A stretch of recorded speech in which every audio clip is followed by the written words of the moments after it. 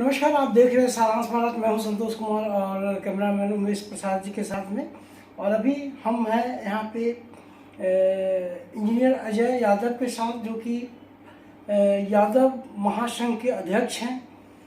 तो मैं जानना चाह रहा हूँ कि आज जो पूरे देश में विरोध हो रहा है अग्निपथ के तहत जो नया सेना में भर्ती का जो आयोजना आया है, जिसके विरोध में आज सारे स्टूडेंट रेलवे ट्रैक पे पूरे रोड पे आ चुके हैं।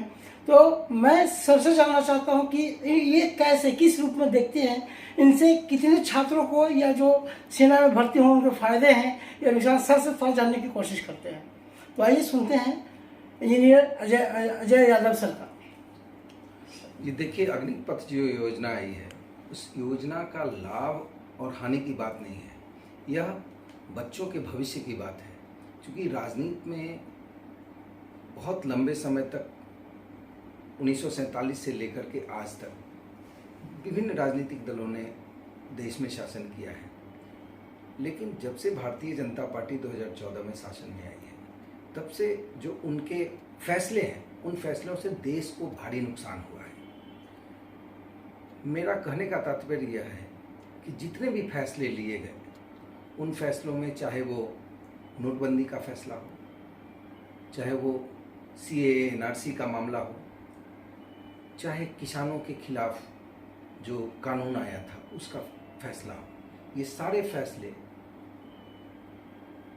देश हित के खिलाफ रहे हैं। और देश हित के खिलाफ इसीलिए रहे हैं कि जो राजनीतिक दल अभी सत्ता में है देश में, वह व्यापारियों को संरक्षण देने वाली सरकार है। और जब व्यापारियों के संरक्षण की बात आती है, तब ये सरकार जितने भी नवरत्न कंपनियां थी, उन कंपनियों को धीरे धीरे नीलाम करके, अभी आपको पता चला होगा कि LIC को भी इन्होंने नीलाम कर दिया और किसी न किसी प्राइवेट हाथ में उसको दे दिया। इस तरह के जो कार्यक्रम हैं, जिसका तात्कालिक लाभ तो भारत सरकार को हो रहा है, लेकिन लंबे समय तक इसका नुकसान देश को भुगतना पड़ेगा।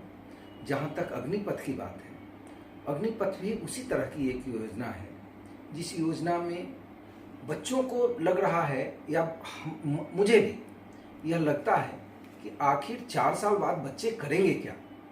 मान लिया कि भारत सरकार 4 साल के लिए नौकरी देती है, और 4 साल की नौकरी के बाद बच्चे जो निकल के आएंगे, उनका भविष्य क्या होगा, वो कहाँ जाएंगे, वो क्या करेंगे। अगर उनका रिक्रूटमेंट फिर से दोबारा कोई भारत सरकार या कोई भी राज्य सरकार उनको अंतर्निहित करती है, या अपने यहाँ कहती है कि हम एम्प्लॉयमेंट में उनको प्राथमिकता देंगे, तो इसकी घोषणा पहले होनी चाहिए कि जो बच्चे अग्निपथ से की नौकरी करने के बाद वापस निकलेंगे, उनको सबसे पहले प्राथमिकता दी जाएगी किसी भी राज्य सरकार के जो रिक्रूटमेंट भर्ती बोर्ड या जो भी विभिन्न तरह के चयन प्रक्रिया है, उसमें उनको नौकरी दिया जाएगा। अगर इस तरह की बात होती है तो सरकार को यह क्लियर करना चाहिए।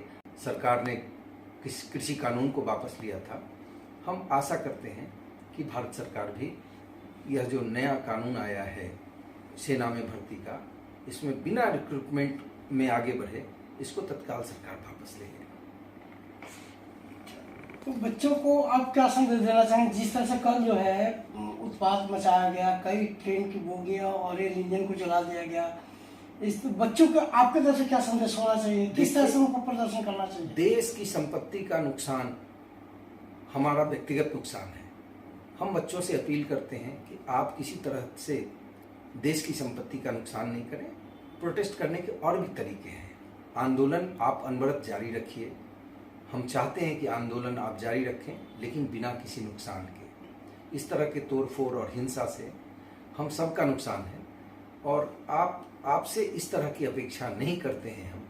आप कल के दिन सेना के जवान होंगे, यह तो तय है कि आप सेना में जाना चाहते हैं, और सेना में बिहार, उत्तर प्रदेश के लोग अपने आप को देश के प्रति समर्पित करते हैं। आपके उस समर्पण भाव का हम सम्मान करते हैं, लेकिन देश में जो हिंसा हो रही है, तोड़फोड़, आगजनी हो रही है, इसको तत्काल प्रभाव से बंद किया जाए, यह मेरा आग्रह है। तो ये रहा इंजीनियर अजय यादव जी का सुझाव, जो व्यक्तिगत तौर पे भी लोगों को दिए हैं कि धरने प्रदर्शन को तरीके से किया जाए, उसमें किसी का नुकसान ना हो, क्योंकि जो भी नुकसान हो रहा है राष्ट्र का और हमारा नुकसान हो रहा है। तो बने रहिए सारांश भारत के साथ। जय हिंद।